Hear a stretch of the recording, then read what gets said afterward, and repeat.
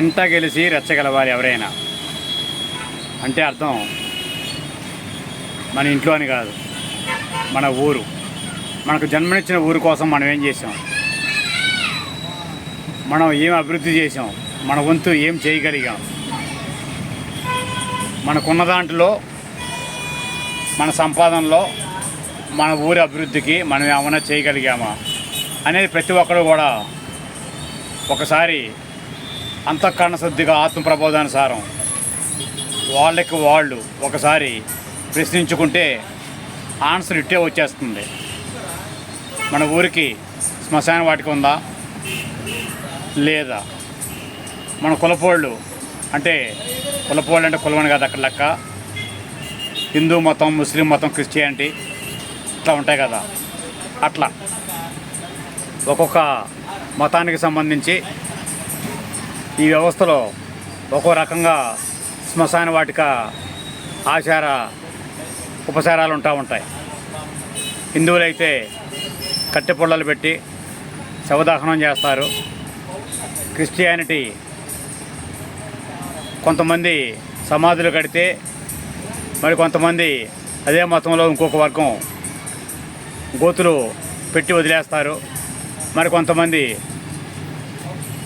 విశ్వబ్రాహ్మణులు అయితే కూర్చోబెట్టి పూడుస్తారని తెలుస్తోంది. మరి యొక్క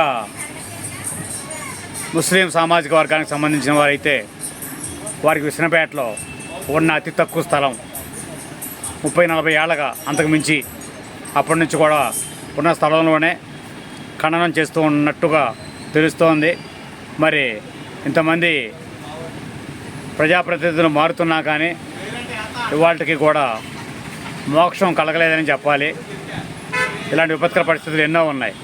ఇవి మారాలంటే ముందు అన్ని ఊర్లలో కూడా ఉన్నాయని చెప్పాలి. కాబట్టి పిండి కొందిగా రొట్టి. కాబట్టి గ్రామాన్ని బట్టి అభివృద్ధి ఉండాలి, కుటుంబాలు బట్టి అభివృద్ధి ఉండాలి. కాబట్టి దాన్ని బట్టి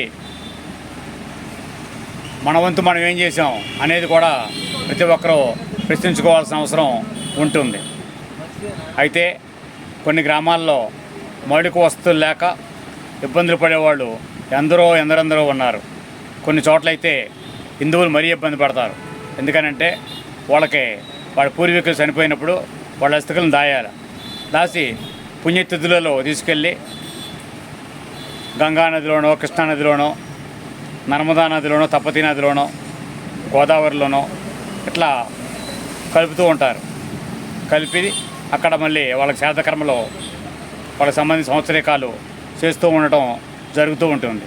మరి ఇలాంటి పరిస్థితులు ఉన్నప్పుడు ఇలాంటి విపత్కర పరిస్థితులను పట్టించుకునే నాదులు లేడు. ఎంతసేపు మేము బతుకున్న వాళ్ళకి పథకాలు ఇస్తామని చెప్పేవాళ్ళు తప్ప చనిపోయిన వాళ్ళకి సంబంధించి శ్మశాన వాటికి సంబంధించి అభివృద్ధి శూన్యమని చెప్పాలి. మరి ఈ వ్యవస్థలో మార్పు రావాలంటే ఎవరో వస్తారు ఏదో చేస్తారనుకునే కన్నా ఏ ఊరికి ఆ ఊరు వాళ్ళు అంతా కలిసి ఐక్యతగా ఒక ఎలక్ట్రికల్ మిషను అలాంటివి పెట్టుకోవడం వలన ఎంతో కొంత అభివృద్ధి జరుగుతుందని, కర్మల భవనాలు కావాలని తెలియజేయడం జరుగుతుంది. మరింత సమాచారంతో మరోసారి మేము ముందుకు నమస్కారాలతో సర్వేశ్వర ఎన్టీఆర్ జిల్లా ఉంటాను. మరి